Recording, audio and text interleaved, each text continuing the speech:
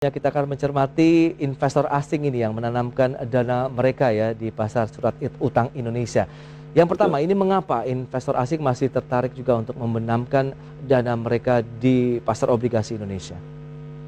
Kalau di antara negara berkembang, Indonesia salah satu negara tujuan yang paling menarik sih Mas. Karena kan memang di kita imbal hasilnya tinggi. Kemudian dari segi dalam beberapa tahun terakhir rupiah juga relatif stabil ya. Artinya nggak terlalu fluktuatif dan artinya kan kalau rupiahnya nggak fluktuatif, risiko currency risk-nya kan nggak relatif minimal seperti itu. Kalau dari segi yield itu di kita kan sekitar 6% ya. Kalau pesaing terdekat kita itu sebenarnya kalau di Asia itu India seperti itu, Mas.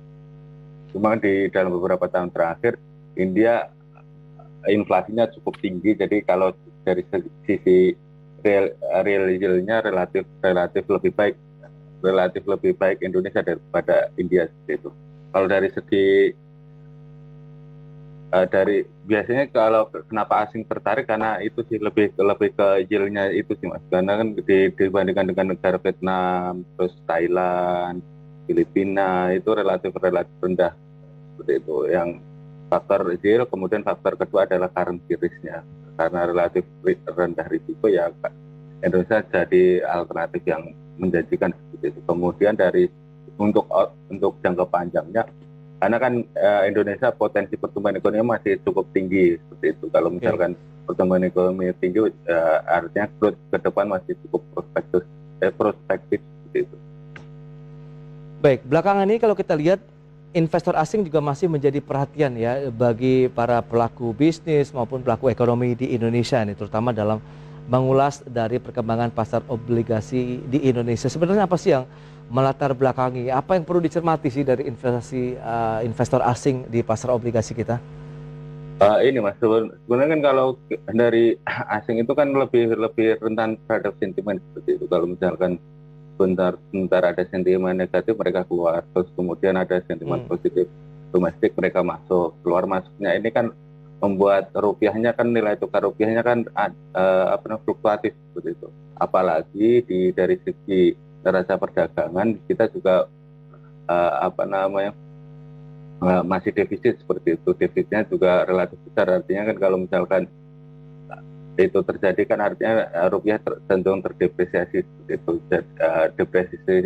Depresiasi nanti kan ongkos seperti impor bahan baku, impor bahan baku, impor barang modal seperti itu kan akan relatif sulit terprediksi seperti itu. Sebenarnya kalau fluktuasi nilai tukar itu lebih ke volatilitasnya sih Mas. Kalau misalkan kalau apresiasi ya oke lah, tapi kalau misalkan lebih fluktuatif artinya kan kalau misalnya untuk planning kan agak relatif lebih sulit untuk terprediksi. Baik, tapi kalau kita bicara mengenai sebaran dari investasi asing begitu di pasar obligasi kita seperti apa saat ini dan apakah juga masih mendominasi kah? Kalau kita lihat memang yang tenor jangka pendek kurang dari 2 tahun itu cukup besar ya Mas. Kalau di posisi Agustus itu sekitar 88,9 triliun begitu. Persentasenya itu sekitar 9%-an.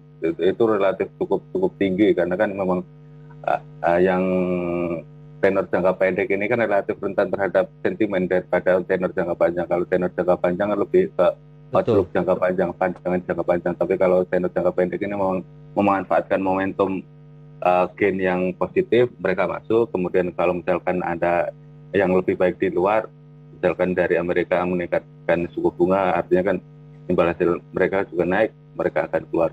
Nah itu kan